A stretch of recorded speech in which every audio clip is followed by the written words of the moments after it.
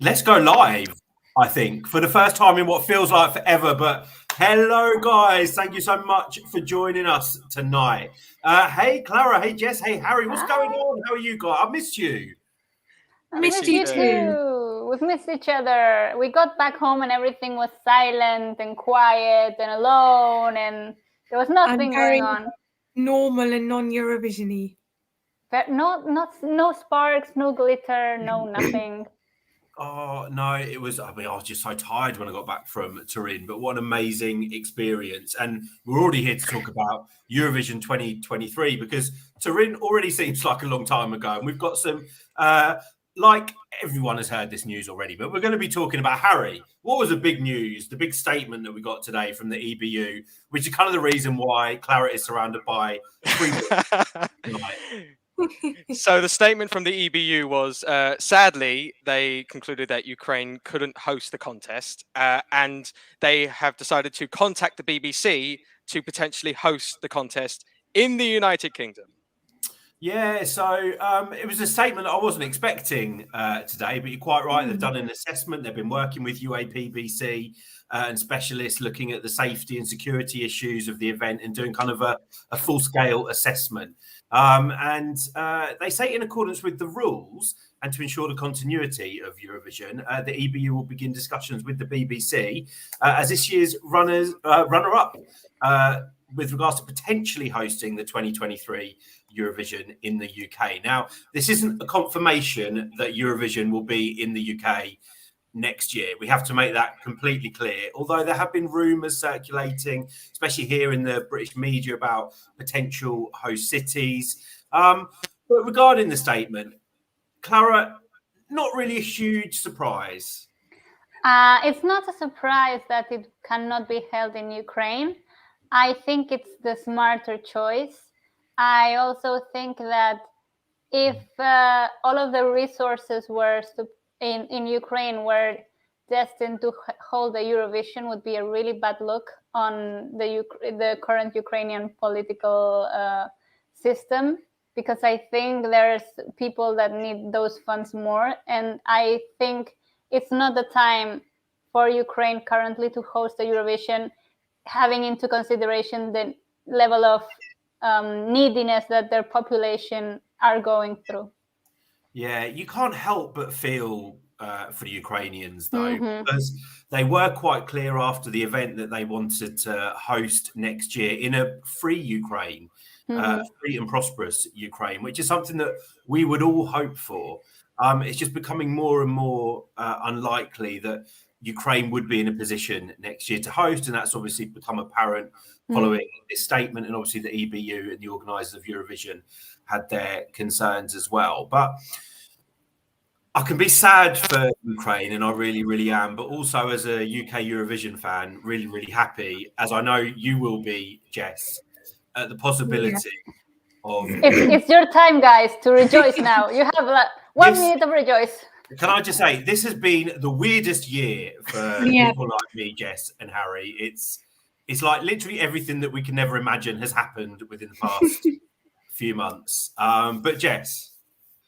Yeah, I mean, I would have to agree with both of you in that, you know, I feel sad that Ukraine is not able to host Eurovision, because I know how much they would have loved to have invited everyone into their country and put on this great show as they have twice before. But it is the right move to not have the contest in Ukraine, just purely because of the situation. And we don't know how things will be in the coming months, in the coming year. It was a bit of a surprise to hear it was being offered to the BBC, first of all, but it makes sense because we were second. And, you know, I'm very happy that finally Eurovision is back, well, potentially back on UK soil. It seems weird that if we do host, it will seem weird hosting it without having won it the year before.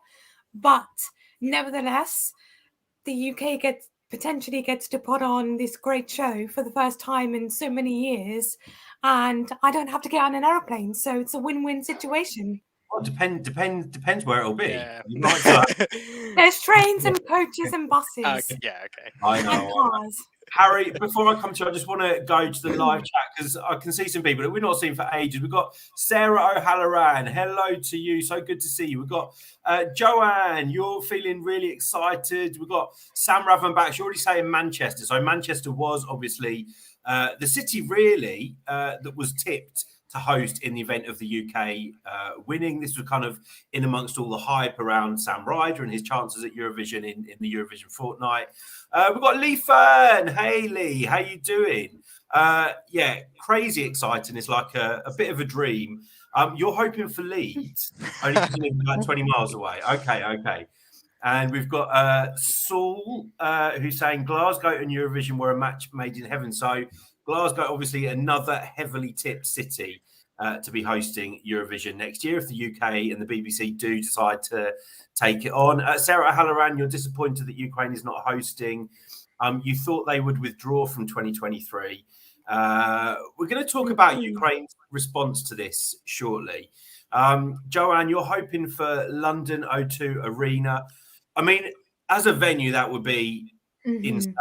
I just have a feeling, I'm sure we'll talk about this another time. I have a feeling it won't be a London Eurovision this year. And I will explain some of the reasons for that. We've got lots of sadness as well about Ukraine not being able to host. We've got Rye Bailey. Hey, we missed you too, Rye. It is boiling hot in London. Yes. But we're not complaining. Well, I'm not complaining. I am slightly. We've got Gareth Bowen. Hey, from Wales. Wales has never hosted Eurovision before. Just saying. And 98 Cardiff bid. But the access to to an international airport let it down. Apparently, they've got a huge stadium in Cardiff, which I think can host 70,000 spectators, and it does have an opportunity to put a roof on it as well. I mean, imagine Eurovision with 70,000. That would be insane. Yeah. I mean, there's a huge fan community here in the UK, so it's interesting how many other people in my life that I wouldn't say are big Eurovision fans are really excited about the prospect of maybe being able to go to Eurovision as well. We've got Laurie Francis. You're saying it's exciting for the UK and also exciting for Sam Ryder, who came second, Laurie. Come on, he came second, but I love that he's your real winner. We've got AM Rifty. Hey, you're hoping that the UK is finally confirmed as the host, and it should either be Manchester, Birmingham, or Glasgow. We've got Euroboy 4, Kalispera. We didn't meet. Turin was so busy, but I will shout out to all our viewers and subscribers that we did manage to meet in Turin. So nice to meet you guys. We've got, hey, Elliot, how you doing? You're saying we can visit you. We've got ESC Matt Gaga. Hello to you. Gareth Bone wants to know what are the odds of the BBC saying no thanks. We're going to discuss that as well. We've got Clayton Crowder, Oxford.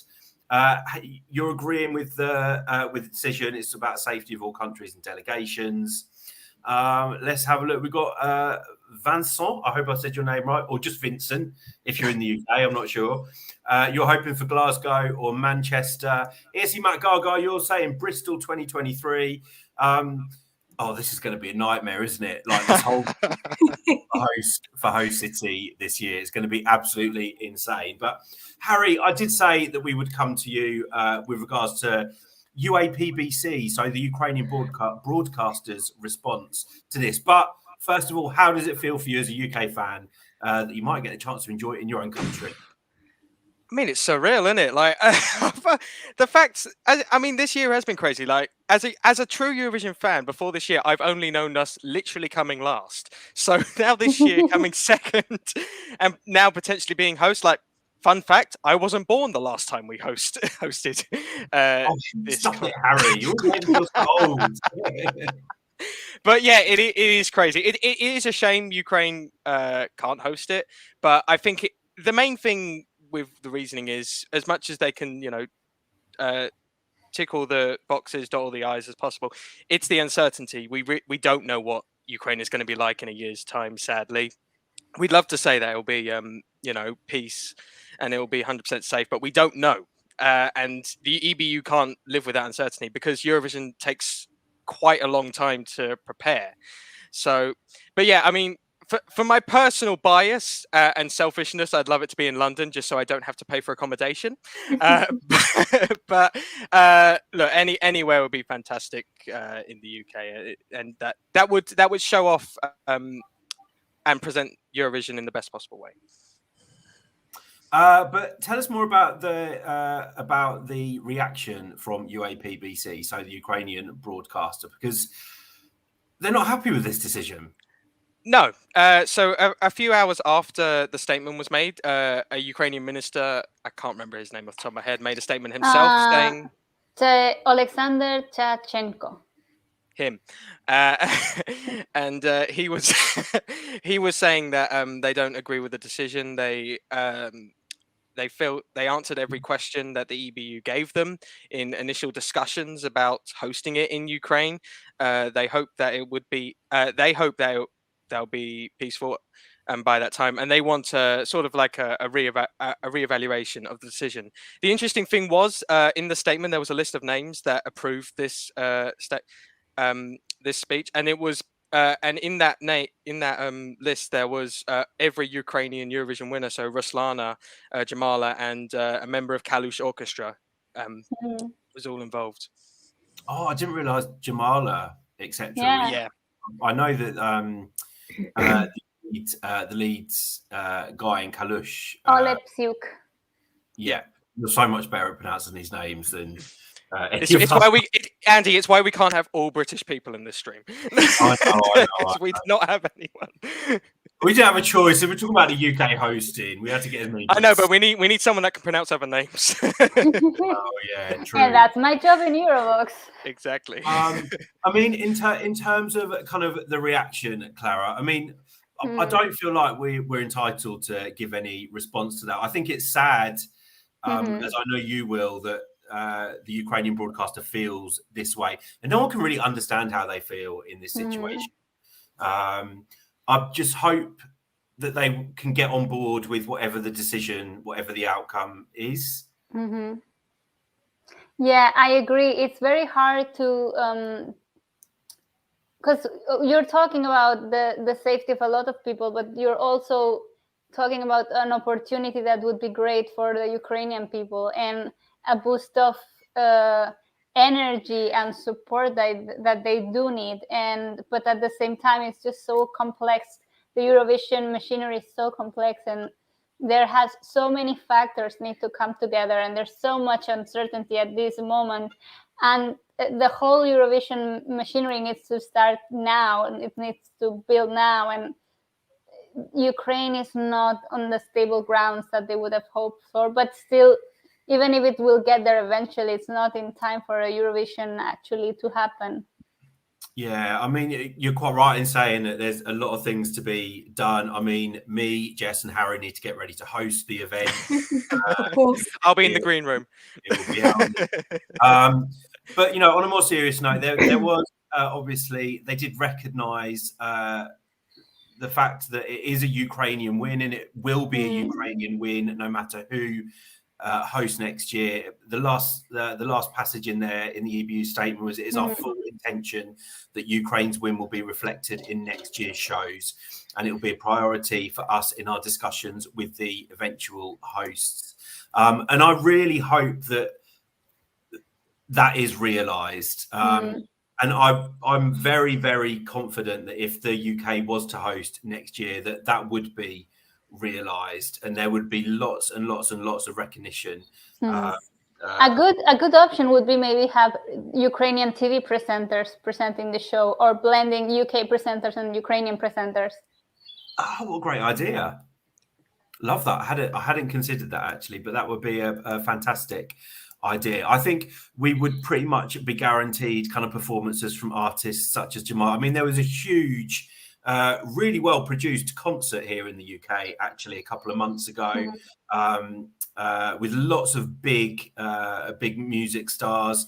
Jamala actually performed at the concert as well, and I'm pretty sure that they would do as much as they can.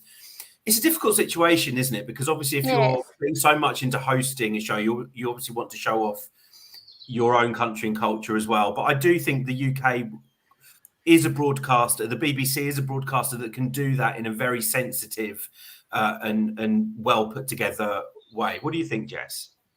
Yeah, I totally agree with you. I think, you know, like Clara said, it would be nice to have that Ukrainian influence maybe with the hosting or with interval acts and opening acts and making it a real Ukrainian affair.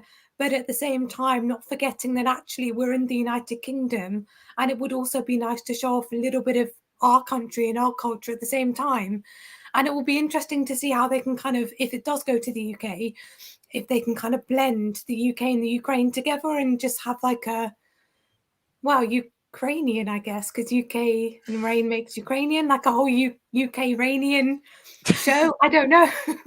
But like, it will be interesting to see how they manage to kind of not forget Ukraine's win this year and to honor that, but also kind of be like, well, we're here in the UK. This is the UK at the same time. Mhm. Yeah, I do think they could do it very well. I mean, the BBC has history in putting on huge events, and I don't know if you ever got to see this, Clara, but here in the UK, I'm hoping Jess and Harry had seen it. Obviously, we had the recent Platinum Jubilee. Oh, the Jubilee, yes. And it was a fantastic show that was put on in front of Buckingham Palace, and it kind of whet my appetite for the potential for the UK. Obviously, Sam Ryder performed as well.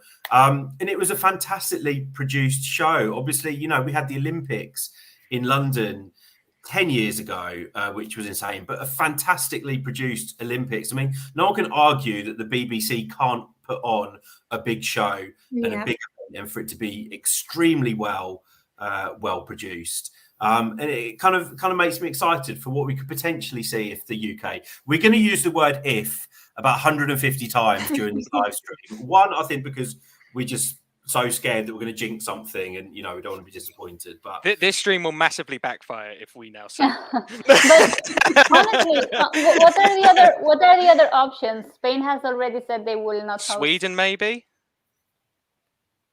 Is the other...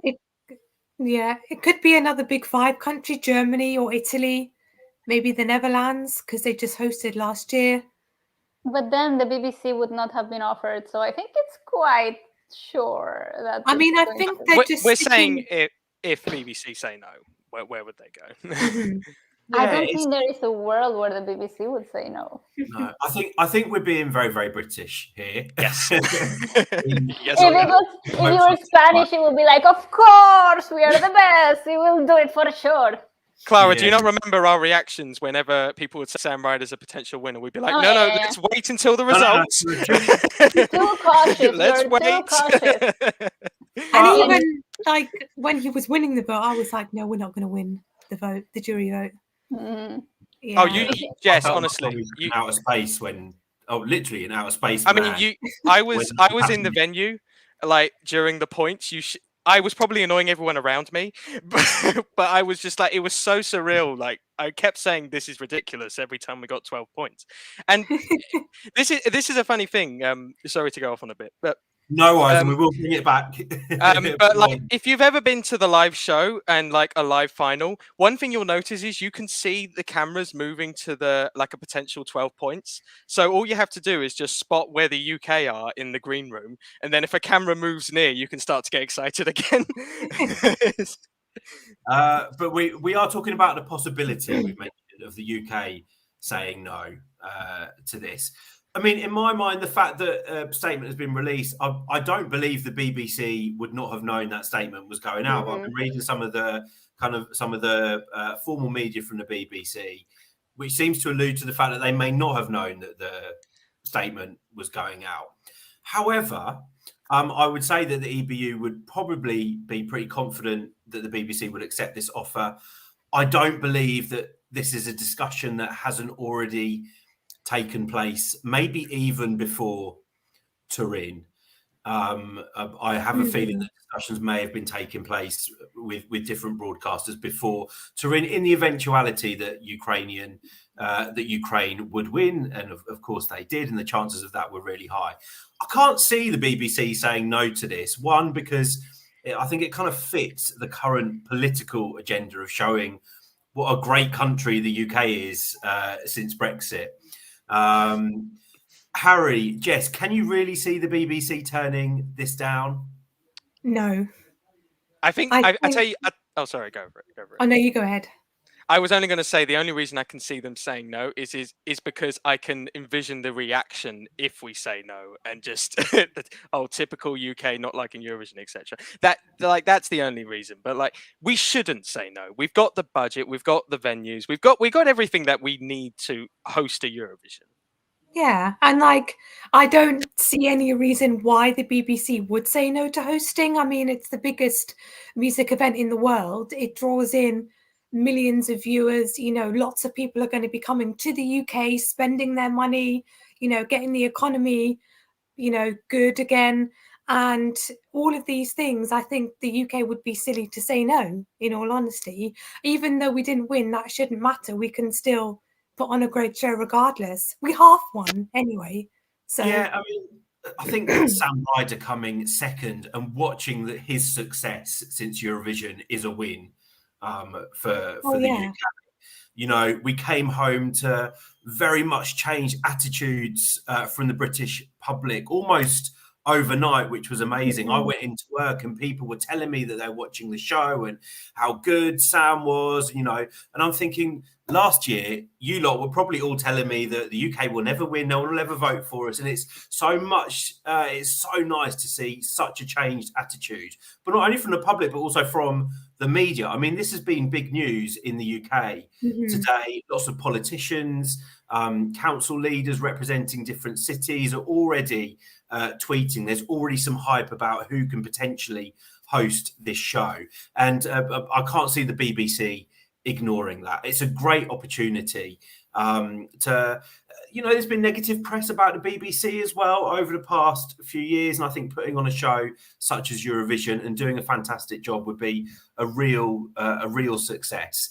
And hopefully Boris Johnson won't be our Prime Minister then, but it's the sort of thing, you know. What's happening with that? Pushing for. Let's just say he's going through a difficult time. Okay. Well, I think the most recent thing was he had to go through a vote of confidence. Weirdly enough, on my birthday, this news broke. But I think he had to go through a vote of confidence. I'm pretty sure he won that like 60. He won it like 70-30% positive. Yeah, that was it from them. Well, I'm not into politics on this channel, but yeah, across the Boris Johnson. If we do host next year, and if he is involved in any way, there's something seriously wrong. He's not going to host, don't worry. Right, Sagstar, your fear is that if the UK is hosting, it means the BBC won't want to try. So you're talking about won't want to put any effort into their entry next year. I see where you're coming from. Sorry, Jess. Yeah, I see where you're coming from in that if the UK hosts next year, they might think, well, we got a great result in 2022. We've put on a great show in 2023. Maybe then they might think, well, we're not desperate to win and desperate to host again because we've just done that already. We got a good result. We hosted. We've done it. Yeah, I mean, Clara, we got to meet the UK delegation a number of times in Turin, and I have to say the attitude demonstrated by the delegation is completely refreshing and something new, and I can't see that happening. Can you? No, I think because they've seen the response of the audience and how now Eurovision is a very cherished program, and the fact that Sam Ryder really brought a lot of audience with him, a lot of home audience with him. I don't think they would want to jeopardize something that they've built, and it's taken years to figure out how to build. It would be a disservice to just take a step back. Yeah, I really can't see it. Can't see it happening. I'm just going to say hello to Dochenko Evgen, who I think you're in Ukraine. So hello to you. Thank you so much for joining us. And I'm just seeing Sam Ryder and KALUSH Orchestra winner. Imagine Sam Ryder and KALUSH collab. Sam wants to collab. Sam wants to collab with KALUSH Orchestra. He said it already, has he? Yeah, he said on interviews he wants to collab with KALUSH Orchestra. There's your interval act. That's all I'm saying. That would be amazing. That would be an amazing interval act, actually. Or maybe even featuring like Jamala as well. And I don't know if there was some other Ukrainian Ruslana. Maybe. Eurovision acts. Yeah. I always fear with Ruslana that you will never get her off the stage. So if the That is very true. That is very true. It'll be like Laura Pausini at the start, where she just kept. She was just there for like 15 minutes doing her songs. Yeah. Hello to Michael Forbes. It feels like ages since we've seen you in one of our lives, in our live chats. You saying it seems a bit like the BBC becoming the default broadcaster, like they did many times in the past. So I'm not against that, honestly. Like TV-wise, it's one of the best quality broadcasters. If you think about it, I wouldn't expect people to default into Spain, for example. Yeah, I mean, you could argue that sometimes when it goes to particular broadcasters, particular countries, maybe there can be a bit of a nervousness from the EBU with regards to organisation. I think the BBC would be seen as a trusted partner in delivering a show of this magnitude. They've got the resources, they've got the knowledge, they've got the know-how. So I think it would possibly be a year where the EBU could kind of put their feet up a little bit and maybe not stress or worry about the outcome of the show. But Harry or Jess, because I know you're both very knowledgeable, obviously this is the first time that the host country hasn't won. The winning country hasn't hosted Eurovision. Last time in 1980. Yes, 1980. So if I remember correctly, it was in 1979. Monaco won the contest. Israel won the contest. I'm thinking of a different time. It wasn't hosted in that country. Now Israel didn't win won the contest, and because they'd won back-to-back years, they didn't want to host it again. So then the contest took place in Birmingham in 1980, and that was the last time the winning country didn't. Okay, in that case, the Netherlands. It took place in Amsterdam in 1980. No, did it? I do believe it went to the Netherlands. The worst Eurovision. I'm not. Sure it was in... I might need to double check some articles I've done recently. If that's incorrect. I'm pretty sure it was in. I think it was in The Hague. Yeah, actually. It was in The I'm Hague. going to drink my beer. Watching you discuss about this. 98. Yeah. So Jess, it was hosted. It was hosted in the Netherlands. I think part of the reason that Israel didn't take part as well was because the contest fell on a Memorial Sabbath? Day. Particular day, they weren't able to compete. And Harry, you quite rightly said as well, Monaco won in 1971. The hosting then fell to the BBC the following year. And the contest was hosted in Edinburgh. I've just realised why I've got confused. Birmingham was the last time the UK hosted it. Again in 1973, Luxembourg won, but the hosting fell to the UK again. It was hosted in Brighton. And 1998, Harry, I know you're quite proudly saying that you weren't born, but I remember it very, very well. Girls, I was alive. I don't even think you were watching Eurovision at that time. It's one of the best Eurovisions ever, in my opinion. With one of the best UK entrants ever. Yes. As well. Who was it? Imani. Ooh. The last time before this year, we came runner-up again. Let's say hello to James Lewis. We've got you in the house. How are you doing? We've got Lux ESC. You think Ukraine would be a better host? Emily Freeman, hey to you. You're saying if Glasgow host and Iceland win, it would be like Eurovision 5. Oh, that would be amazing. Oh. But Iceland didn't win. They got disqualified in the movie. But imagine if we got another song like Husavik. Wow. I would love to see like an actual song like that at actual Eurovision. It could do very well. Yeah, it was stunning as well. I mean, if I'm not going to say anything about Demi Lovato getting blown up in a. But we got Mr. System. You hope Ireland? No, Mr. System. That's not cool. But hello to you. We got Euroboy 4 saying Robbie Williams also expresses. Oh yes, that's so good. final if it would be held in the UK. We've got, I saw someone mention, it was Emily Freeman, you mentioned Glasgow. There have been some cities that have already thrown their hats into the ring, as always happens as soon as a country wins Eurovision or a host country is announced. We've got London, but I can pretty much guarantee that Eurovision won't be in London. I said we were going to talk about the reason for that. Is the kind of political agenda at the moment is they want to move a lot of things out of London. So London and England isn't seen as being the central, kind of a central part to the country's governance. Also, though, guys, the BBC headquarters has recently moved to Salford, which is part of Greater Manchester. So hence there was a lot of talk before about Manchester. There's this rumor about Glasgow because the Hydro Arena has been booked out for May for some time.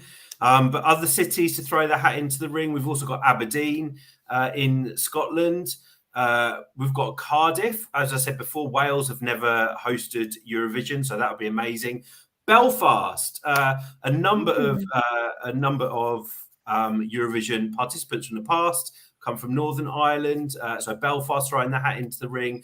We've got Leeds, we've got Liverpool, Birmingham, maybe Bristol and Birmingham. So yeah, these are all the names that have sprung up today.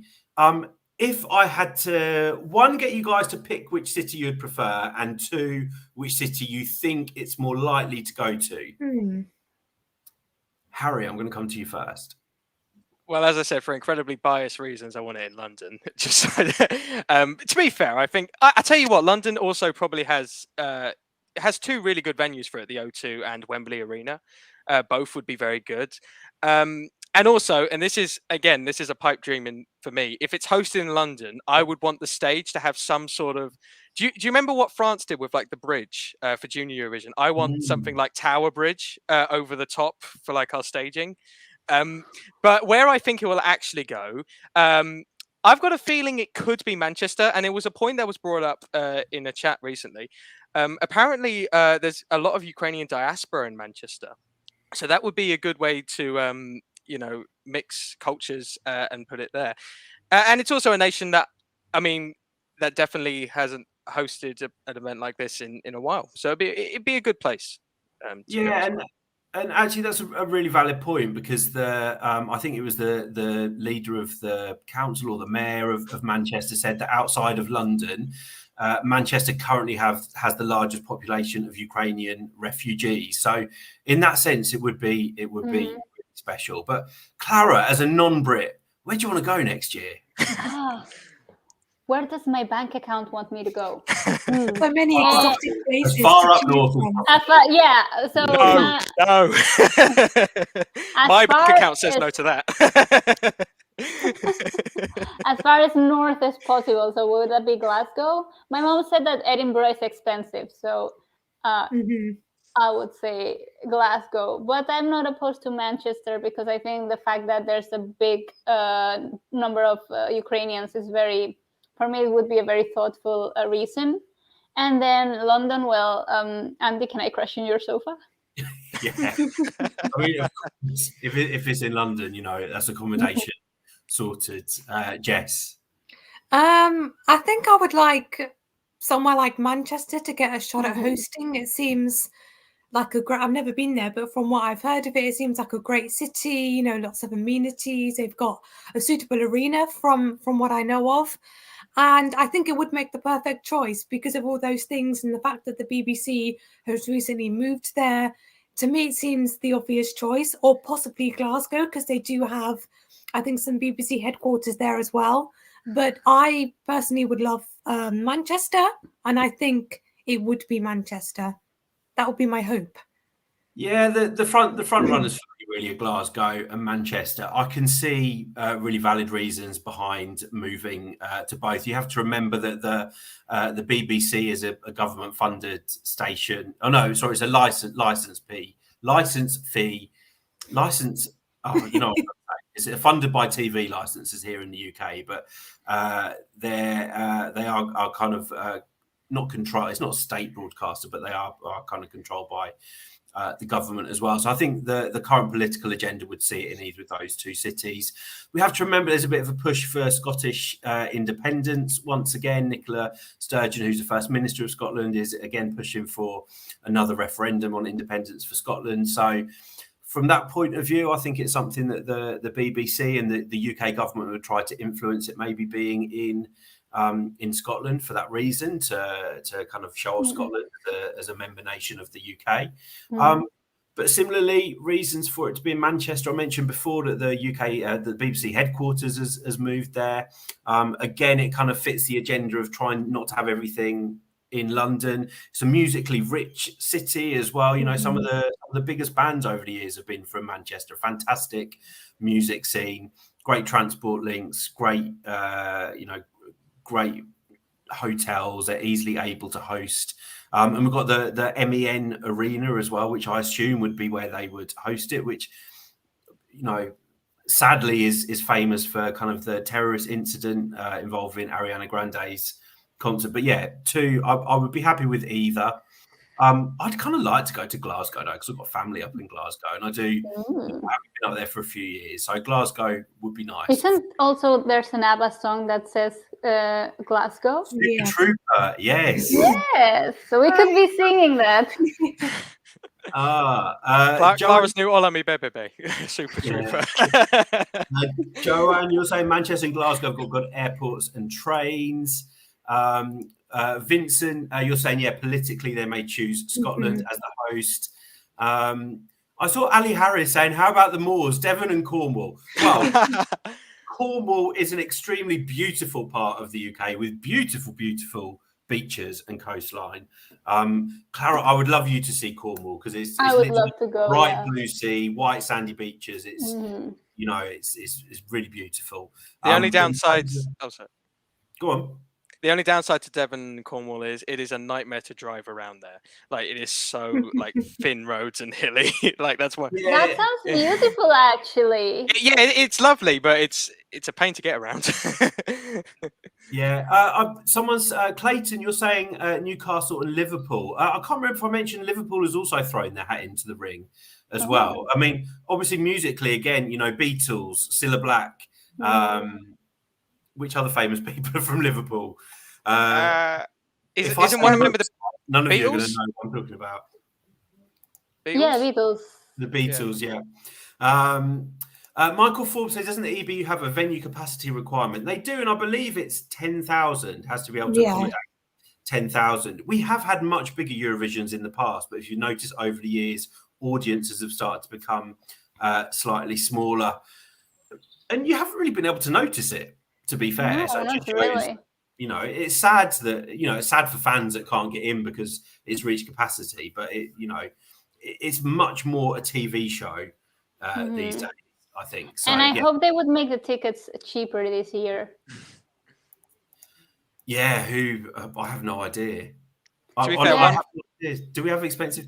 Like, a lot of things are quite expensive here. But... No, yeah. To be fair, one thing I'd want back, if possible, from the venue is I kind of miss over the last couple of years the fans that you could see during the performances actually stand up, and like it just feels more like a party atmosphere to me when I see that.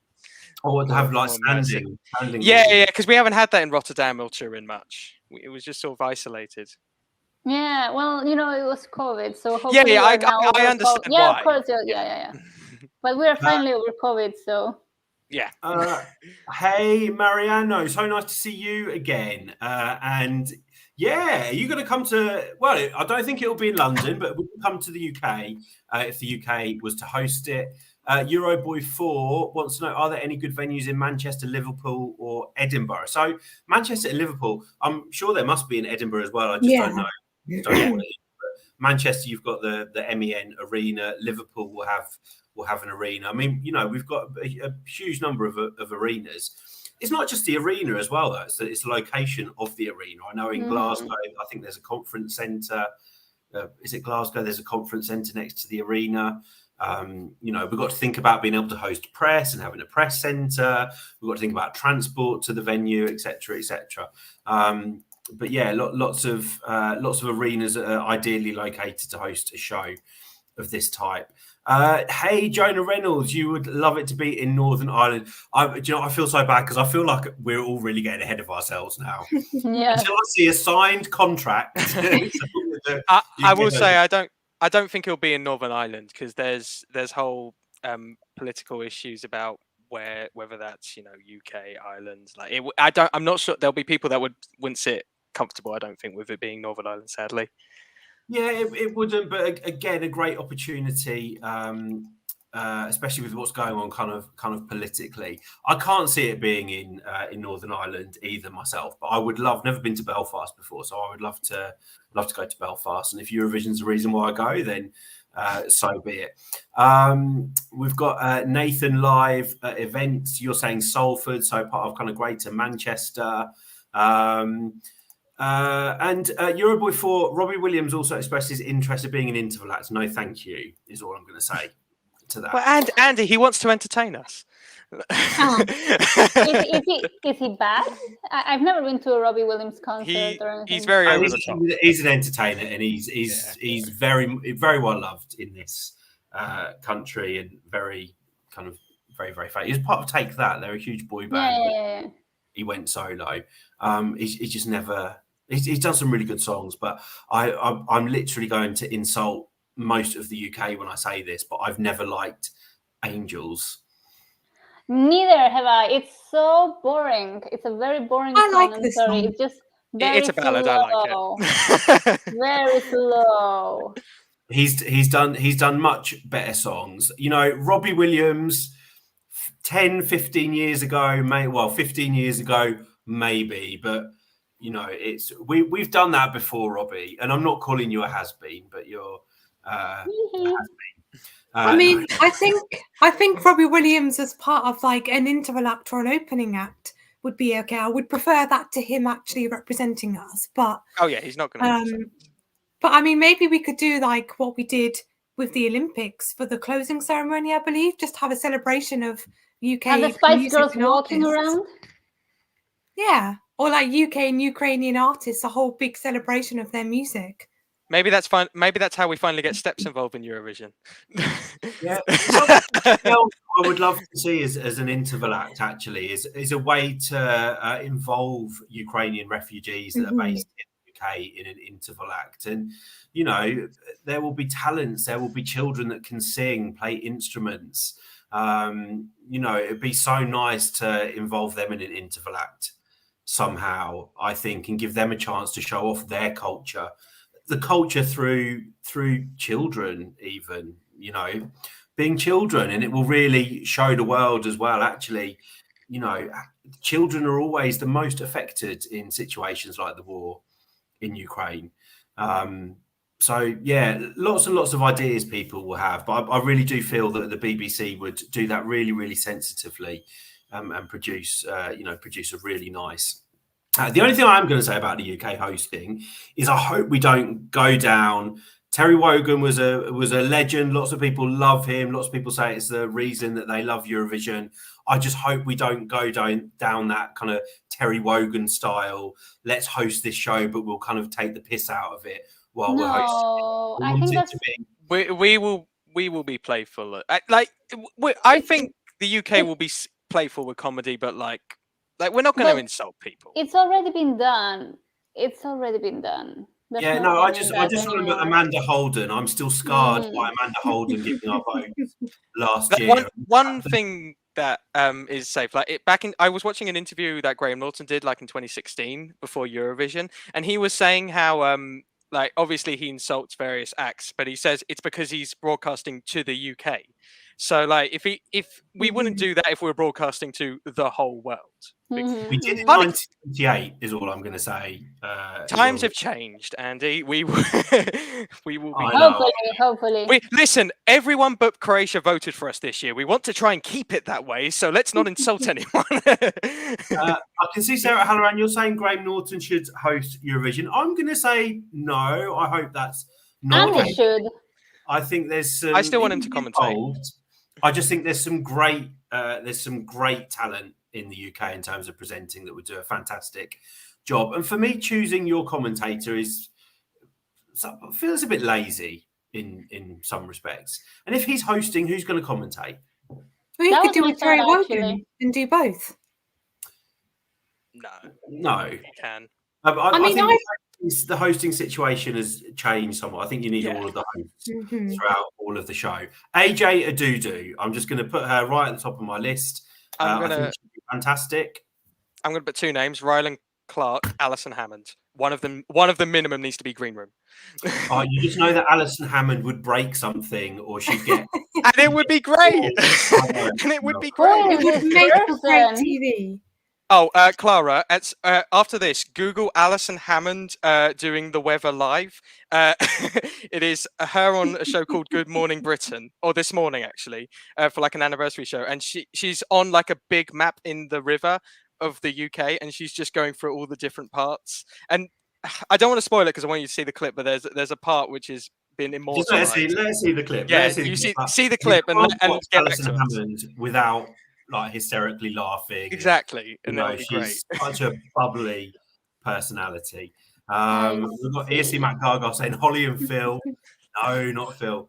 AJ Adudu is. I wouldn't be opposed to Holly, but or Anthony. Great. The problem is they're more ITV rather than you've got Jermaine Janaz, I think is how you say his name. Jermaine ex-footballer. Yeah, he's a quite a well-known presenter now on BBC. You've got AJ, as I mentioned before. Getting lots of people. I think Jack Whitehall. Oh, Jack Whitehall. Yes, Jack Whitehall, maybe. He's been involved with the Sunstroke project, in like travel with his dad. Oh yeah. And he's hosted the Brits as well, so he's hosted events before. Yeah, just not James Corden, or I've just physically. He won't come. He won't come. He reminds me a little bit like you, Andy, the way he talks. James Corden. Yeah, the way he talks. But Andy's now going to stay silent the rest of the stream. And this is the moment Andy kicks Clara out. Bye-bye. Guys, this is the last time that you will be seeing Clara. If you want to wish her well in the chat. Because I'm from Essex. I think someone told me they can hear the Sam Ryder in my voice for some reason, because he's obviously from Essex as well. I can't remember who. Was someone in Turin? Yeah, well, he's from Braintree. I don't think there's an arena in Braintree though, so it can't go. No, there's a local hall. The press centre could be in my house. It's fine, Dan the Gooner, this comment, yes, exactly this comment. Ali Harris, Anton Deck would be amazing, but I think they're more affiliated with ITV. Yeah. Although Stephen Mulholland would also be great. He's great for like a green room. We've got such different taste in presenters, I think. Yes, we do. Yes, we do. And would cost megabucks as well. So, and obviously we'll have to have someone that can speak. I'd love to just see like Alison Hammond speak in French.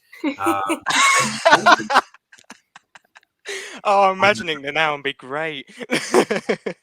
But anyway, guys, we will wrap it up because we've been nearly an hour. It's been so nice to come back and connect with you guys. But if you are joining us for the first time, please make sure you subscribe to this channel. I guess Eurovision 2023 content starts here. And we've got 2 Eurovision to come in between that in Yerevan as well in December. So, yeah, make sure you subscribe. Follow us on our socials at Eurovoxx on Insta, on Twitter, and on Facebook. But we have been here talking about the news that the UK has entered or is entering into discussions with the EBU with regards to hosting Eurovision in 2023. The EBU has ruled Ukraine hosting. They've ruled it out and said that it's not possible due to the current situation in Ukraine. So, yeah, UK could potentially be hosting Eurovision in 2023. We don't know which city. We don't know if they're definitely going to say yes, but we're hoping. Just lots of thoughts and excitement. And like I said before, Clara, it's even been a really weird year for you as well, with Spain kind of coming third. And yeah, everything's just it's like I'm in another dimension. It's been turned around. It's like the wrong way around. It's like someone's put the scoreboard upside down. Yeah. I think that is the smartest explanation I've heard in a while. Yeah. So in But that anyway, case, guys- we're all going to Germany next year. No. UK. We're going to Germany every year, Jess, if that's the case. Oh God. But guys, thank you so much for joining us. Clara, Harry, Jess, as usual, lots and lots of love. So nice to catch up with you guys again as well. Missed your faces. And yeah, guys, until next time, see ya. Bye. Bye.